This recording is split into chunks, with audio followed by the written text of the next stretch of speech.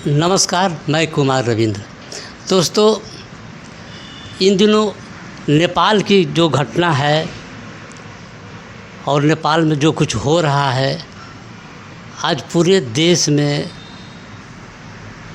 एक चर्चा बन गई है कि क्या इसका असर भारत में या बिहार में भी होगा क्या।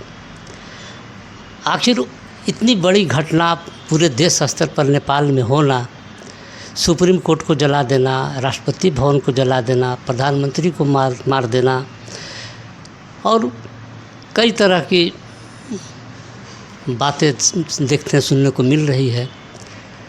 तो इन तमाम बातों की, तमाम घटनाओं की हमारे बिहार तो पर असर पड़ेगा कि नहीं पड़ेगा, ये तो आने वाले समय बताएगा।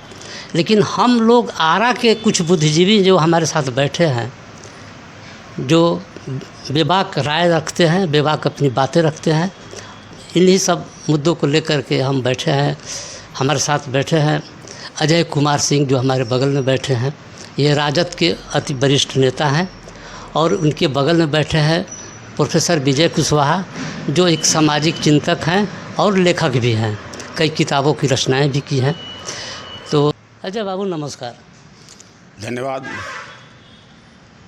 आपने अच्छा मुद्दा छेड़ा है। नेपाल भी एक लोकतांत्रिक देश है। ये घटना के पीछे बहुत बड़ा रहस्य है। चूँकि ब्राह्मणों का एक छत्र राज रहा, कुछ टाइम के लिए क्षत्रिय आए। इनकी आबादी 27% है और मैक्सिमम हर जगह, हर संस्था, चाहे पार्लियामेंट हो, चाहे सुप्रीम कोर्ट हो या प्रशासनिक पद हो, एक छत्र इन लोगों का राज है। और इनके बच्चे, इनकी गाढ़ी कमाई जो भ्रष्टाचार में लिप्त हैं, वो विदेशों में रह करके ऐशो आराम करते हैं, जो यूट्यूब के माध्यम से सारे नेपालवासी उसको देखते हैं। गरीबी इतनी बड़े पैमाने पर है कि लोग वहाँ से दूसरे देश जा कर के ठेला खोमचा के द्वारा अपने परिवार को भोजन यापन कराते हैं। लेकिन जब यूट्यूब के माध्यम से और इलेक्ट्रॉनिक माध्यम से जब अमीरों के बच्चे का विश्व के अनेक विकसित राष्ट्रों में शिक्षा ग्रहण करने जाते हैं, लेकिन अयासी जो दिखाते हैं, उसके चलते खासकर नेपाल में जो आम आबादी है, जिसको 2 जून की रोटी नहीं है, उसमें काफ़ी आक्रोश है। और ये आक्रोश कोई आज नई नहीं है, ये बहुत पहले से ही उनके दिल में ये बात बैठी है कि मेरी कमाई और मुट्ठी भर लोग सत्ता में बैठ करके और 70% आबादी पर शासन करते हैं और लाभ केवल उन लोगों को मिलता है, ये गरीबों तक लाभ नहीं पहुंच पाता है।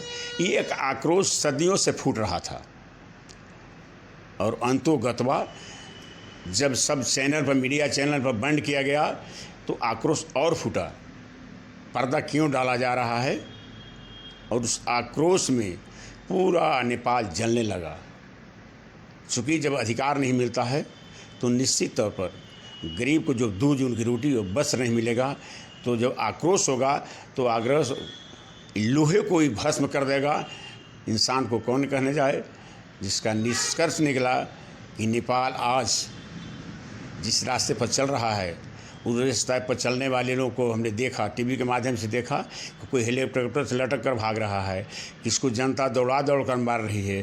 तमाम पूर्व प्रधानमंत्री, वर्तमान प्रधानमंत्री के घर को जलाया गया। क्यों जलाया गया? चूँकि यही आक्रोश था, जो भ्रष्टाचार से मुक्त मुट्ठी भर लोग नेपाल में शासन करते थे और आम जनता, आम आवाम की गाढ़ी कमाई को अपने ऐश्वर्य में व्यतीत करते थे।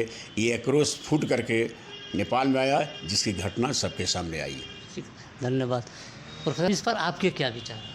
पहले तो आपके न्यूज़ चैनल को मैं धन्यवाद देता हूं कि समसामयिक घटना जो अभी घटी है नेपाल में, उस पर हम लोगों को बैठाए हैं वार्ता के लिए नेपाल में मनुस्मृति के माध्यम से सरकार चल रही थी। हम लोग बिहारवासी हैं और रक्सौल तक की यात्रा वगैरह जो भी है बाउंड्री के नज़दीक तक हम लोग करते हैं। जो दर्द वहाँ का मालूम होता है, जो नेपाली हैं जिसे गोरखा लोग कहते हैं, या मधेसिया जो हैं, जो खासकर दलित और अति पिछड़े वगैरह हैं, तो एक बार उसी क्षत्रिय लोग जो वहाँ कब्जा किए हुए थे शासन पर राजा के माध्यम से, और भारत से अधिक, नेपाल से अधिक भारत में हल्ला होता है हिंदू राष्ट्र का। तो हिंदू राष्ट्र का हल्ला करने वाले कौन हैं? जो नेपाल में शासक हैं और भारत में भी शासन में हैं। ये शासक वर्ग, नेपाल का शासक वर्ग हो या भारत का शासक वर्ग हो, दोनों एक ही हैं, दोनों में तालमेल है। हिंदू राष्ट्र, राष्ट्रराज, राष्ट्रराज, मनराजतंत्र रहे, ये हल्ला था। ये कहिए कि जातीय भ्रष्टाचार है वहाँ। जो खास करके दलित हैं, नेपाली हैं, गोरखा जिसे कहा जाता है, बौद्धिस्ट हैं या अन्य धर्मावलंबी भी हैं, वो इस भ्रष्टाचार में उनका दूर दूर तक नाता नहीं है। वो तो रात दिन परिश्रम करते हैं, बिहार से अपना कुछ ले जाते हैं, उस पर टैक्स देते हैं, उस टैक्स से ये लोग ऐश आराम करते हैं। अब नंगा नाच है। हिंदू कह कर के किसी दलित को, पिछड़े को, जो भारत में मूल निवासी कहे जाते हैं, उनको बदनाम नहीं किया जा सकता है। वे लोग नहीं इसमें लिप्त हैं। वे नेपाल में, नेपाल के वासी हैं, नेपाल को चाहते हैं कि समृद्ध और आम आदमी खुशहाल हो, लेकिन समृद्धि चाहते हैं वे लोग, लेकिन केवल क्षत्रिय, जो यहाँ राजपूत कहे जाते हैं, वहाँ क्षत्रिय कहे जाते हैं, हो सकता है दूसरी जाति भी उसमें क्षेत्रीय कहते हैं, जो क्षेत्रीय कहते हैं, और ब्राह्मण। खास करके ब्राह्मणों का आतंक इतना अधिक है कि नेपाली के मुंह पर भी थूक देते हैं लोग। मैं जब घूमता हूँ उधर भारत के बॉर्डर, बिहार के बॉर्डर पर, भारत का बॉर्डर कहा जाए बिहार का बॉर्डर, तो जब घूमते हैं तो वहाँ का दर्द महसूस होता है। चाहे मधुबनी चले जाइए, उन लोग का रिलेशन है वहाँ, वो लोग आते हैं कभी कभी, तो दर्द हम लोग आते थे जब दौरा में रहते थे हम बिहार का। बिहार तो नेपाल तो परिवर्तन होना चाहिए। एजुकेशन जरूर बढ़ा, वो उनके लड़के भी गरीब भी हैं, तो कहीं बिहार में कहीं कोई शिक्षा प्राप्त करते हैं, तो वे हक अधिकार की लड़ाई लड़ रहे हैं। भ्रष्टाचार, जातीय भ्रष्टाचार के खिलाफ, नेपाल के भ्रष्टाचार के खिलाफ नहीं, वहाँ जातीय भ्रष्टाचार है। दो ही जाति मिलकर भ्रष्टाचार में लिप्त है, चाहे वो जज हो, कलेक्टर हो, जो भी हैं, विदेश जाना हो पढ़ने के नाम पर, नेपाली के नाम पर, वे सब वही लोग जाते हैं। सारी सुख सुविधा पर अधिकार उनका है। इसीलिए मैं कहता हूँ कि मनुस्मृति का जीता जागता उदाहरण नेपाली जो सरकार है, नेपाल की अभी जो ख़त्म हुई है सरकार, या हो सकता है कि फिर आ जाए वही रूप बदल करके नए बोतल में, पुरानी शराब के रूप में, तो कहा नहीं जा सकता है। लेकिन वहाँ जातीय भ्रष्टाचार पर लड़ाई है। और मनुवाद कहा जाए कि मनुवाद में ब्राह्मण और क्षत्रिय हैं, अन्य लोगों को मनुवादी कहना नुक्ता है। ये मेरा अपना विचार है। अच्छा बाबू, बिहार में इसका क्या प्रभाव पड़ेगा? निश्चित तौर पर आने वाला कल जो चुनाव होने जा रहा है बिहार का, नेपाल से जरूर शिक्षा मिलेगी। जिस तरह से मुट्ठी भर लोग वहाँ शासन कर करके नेपाल को दुनिया के गरीब मुल्कों में शामिल करने का काम कर रहे थे, ठीक उसी तरह से मांसवादी मुख्य धारा से वंचित है और मुट्ठी भर लोग ऐन कैन तिकड़ा के माध्यम से सत्ता पर काबिज हैं। अभी आपने देखा होगा पूरे बिहार में कार किरलर, घोट चोर, गद्दी छोड़। आखिर बात क्यों आई? चूँकि जब SIR बिहार में शुरू किया गया और 65 लाख मतदाताओं का नाम काट दिया गया, तो पीछे का लोकसभा चुनाव तो इसी मतदाता पर हुआ था। तो नैतिकता के आधार पर प्रधानमंत्री को रिजाइन कर देना चाहिए कि नहीं, हम गलत मतदाताओं से काला वोट में जीत कराए हैं। ये बात यहाँ की 80-85% जनता ये बात अच्छी तरह समझ चुकी है कि ये गरीबों के कल्याण के लिए सरकार नहीं है, चूँकि एक साजिश के तहत मुट्ठी भर लोगों को खुश करने की साजिश है।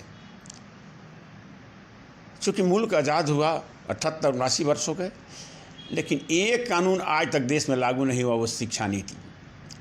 यदि एक तरह का शिक्षा नीति होता, चाहे वो किसी भाषा में पढ़ाया जाए, चाहे हिंदी हो, अंग्रेजी हो, तमिल हो, कन्नड़ हो, मलयालम हो, लेकिन एक तरह की जब शिक्षा नीति होती तो मैं दावे के साथ कह सकता हूँ जो मूल आबादी यहाँ की है, जो गांव गंवई में रहती है, जो CSC ST OBC कहलाती है, निश्चित तौर पर समाज के मुख्य धारा में जुड़कर आगे बढ़ती। लेकिन एक साजिश के तहत शिक्षा नीति एक ना कर करके नई नई शिक्षा लागू कर करके, शिक्षा महंगा कर करके, गरीबों को शिक्षा से वंचित कर करके और सत्ता पर काबिज होने की साजिश जो चल रही है, ये बिहार ही नहीं बल्कि पूरे देश की आवाम जो सदियों से गुलामी के जंजीर में आज भी बंधे हुए हैं। कहने के मुल्क आज़ाद है, लेकिन उनके यहाँ अभी तक हर तरह की सुख सुविधा नहीं पहुँच पाती है। एक तरफ AC में पुख्ता दूध पीता है और दूसरी तरफ गरीब के कटोरा में रोटी भी नसीब नहीं होता है। ऐसी हालत है हिंदुस्तान की। तो नेपाल से जो आक्रोश फूटा है वो निश्चित तौर पर यहाँ की मूल जो सुविधा से वंचित है, जिसकी आबादी 80 से 85% है, वो अब जाग चुके हैं और आने वाला चुनाव में निश्चित तौर पर इसका खामियाजा सत्ताधारी पक्ष को भुगतना पड़ेगा और गरीबों की सत्ता बनेगी। मुझे पूर्ण विश्वास है गरीबों की सत्ता बनेगी और सबका कल्याण होगा। सर, आपका इस पर क्या विचार है? एक आनंद मोहन का बयान आया है, पूर्व सांसद हैं, उन्होंने कहा है कि भूरा बाल के बिना कोई सरकार नहीं बनेगी। आपको आश्चर्य होगा, लालू जी को बदनाम किया था, भूरा बाल बोले थे, प्रायोजित था। जिस तरह या राजद और महागठबंधन मिलाकर जो यात्रा चला, कोई भाजपाई ही आकर मंच से मोदी के माँ को गाली दिया। कांग्रेसी नहीं था, राजद का नहीं था, माले का नहीं था, VIP का नहीं था, क्या था? भाजपा ही था। शिवराज सिंह चौहान के साथ फोटो है। तो भूरा बाल साफ करो, ऐसे ही लोगों के दिमाग की उपज थी। लालू जी को 2 नाम से बदनाम किया, भूरा बाल साफ करो और जंगल राज। तीसरा, ये बात जो बोल रहे हैं आनंद मोहन की औकात नहीं है अकेले बोलने की, यह सारा प्रायोजित है सरकार द्वारा। उसमें भाजपा भी शामिल है, जदयू भी शामिल है। यह धमकाया जा रहा है। तो आनंद मोहन भी समझ लें कि आपसे जेल से जो छोड़ाया गया है वो अंतिम जेल नहीं है। यदि आपने गड़बड़ करवाया इस बिहार के धरती पर, तो याद कीजिए कि पुनः जगदेव बाबू का तलवार निकल जाएगा लड़ने के लिए। गांव-गांव में इस पर आक्रोश है आनंद मोहन जी पर। विचार साफ है, बिहार के चुनाव में ज़बरदस्त प्रभाव पड़ने जा रहा है। आम नागरिक इस पर बहुत तत्पर हैं। यही मेरा प्रश्न का जवाब है कि वो जो प्रश्न वहाँ पर जो हालात वहाँ है, अंदर यहाँ भी हालात वही पैदा हो गया है। मतलब राजनीतिक, सामाजिक और धार्मिक जो तीनों कंडीशन जो बिहार में है, सेम बिहार नेपाल में है। आपका दोस्तों नमस्कार। इस न्यूज़ चैनल में संविधान के दायरे में हमेशा जन सरकार के मुद्दे उठाए जाते हैं, इसलिए सब अधिक से अधिक सब्सक्राइब करें। इसमें व्यक्त विचार वक्ताओं के होते हैं, उससे चैनल को कोई लेना देना नहीं होता। धन्यवाद। कहने का मतलब, हाँ, तीनों एक ही तरह का है, सामाजिक, सांस्कृतिक, राजनीतिक और आर्थिक, चारों है, एक ही चीज़ है। मतलब इसका चुनाव असर चुनाव पर पड़ेगा, सीधा असर पड़ने जा रहा है। 25 जो चुनाव हो रहा है विधानसभा, इस पर सीधा असर पड़ेगा।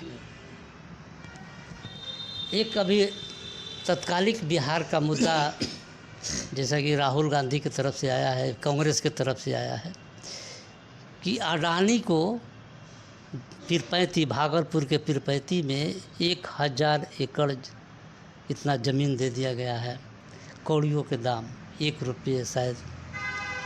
इस पर आपके क्या विचार है? ये तो बिहार के साथ बड़ा अन्याय है।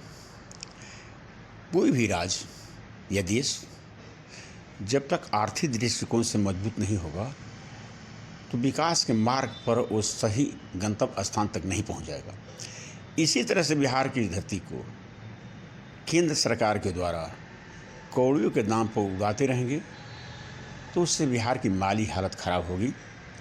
ये निर्णय सोच समझ कर लेना चाहिए, क्योंकि हज़ारों एकड़ उपजाऊ भूमि और औने पौने दाम यानी फ्री में कहिए दे दिए जाएंगे, उसका भरपाई कैसे होगा? और जब तक भरपाई नहीं होगा, बिहार की माली हालत मजबूत नहीं होगी और आर्थिक विकास में हम कमज़ोर पड़ जाएंगे। इसलिए मैं इसका घोर निंदा करता हूं कि उचित रॉयल्टी के बिना ज़मीन देना घोर अपराध है, घोर अन्याय है। इसका मैं बहुत बड़ा निंदा करता हूं। एक आप सुने होंगे कि 10 लाख पेड़ काटे जाएंगे उनके पावर प्लांट को वहाँ बैठाने में। तो एक तरफ वन विभाग का भी जो कानून है, नियम है कि जीते जी जिंदा पेड़ को नहीं काटा जाए, ये भी तो एक मामला आएगा। जब कोई अहंकारी सरकार आती है, देश के हित की बात न सोच कर करके कुछ लोगों को खासकर खुश कराने के लिए काम करती है।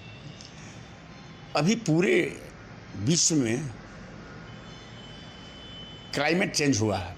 कारण क्या है? चूँकि संतुलन बनाने के लिए धरती पर 33% जंगल होना चाहिए और जंगल को ही हम ख़त्म कर देंगे, मानव पर कितना बड़ा संकट आएगा, ये तमाम बुद्धिजीवियों को इस पर विचार करना होगा। वन विभाग का रूल है कि स्वस्थ एक पेड़ काटते हैं, उसके एवज में 5 पेड़ लगा कर देना है। स्वस्थ पेड़ का वैल्यू ऑक्सीजन की मात्रा कितना देता है, उस पर समानुपातिक निकालिएगा। तो जो बिहार में पेड़ कट रहा है अभी, उसका वैल्यू लाखों नहीं, करोड़ों नहीं, अरबों खरबों रुपया होगा, उसका भरपाई नहीं होएगा और जीवन पर बहुत बड़ा खतरा उत्पन्न होगा। इसलिए मैं इसका घोर निंदा करता हूँ। सर, इस पर आपके क्या विचार होंगे? अजय बाबू ने जो कहा ये तो सच है। विकास का मतलब नहीं है कि देश को बेच दो। तो ये तो बिहार को बेचे हैं, पर्यावरण को बेच दिए हैं, तो इसका दुष्परिणाम तो आएगा ही। और अडानी तो ऐसे ही बदनाम व्यक्ति हैं। और ज़मीन भी हम देते हैं तो मुआवजा मिलता है, उसका प्रति वर्ष एक मुआवजा निर्धारित होता है, वो भारत सरकार, बिहार सरकार के फंड में देती। इससे अगल बगल वहाँ विकास होता है। विकास तो होगा नहीं, जबकि नियम है, संवैधानिक नियम है कि 22% वहाँ से राजस्व का जो आता है वह बगल अगल में खर्च करना। जब आएगा नहीं तो खर्च कहाँ से होगा? ये तो प्रोपेगेंडा है, चुनावी प्रोपेगेंडा इसको कहा जा सकता है। दोस्तों, आपको इन दोनों शख्सियत लोगों के विचार कैसे लेंगे, संभव है तो लाइक, शेयर, कमेंट के माध्यम से हमें सूचित करेंगे। बहुत बहुत धन्यवाद।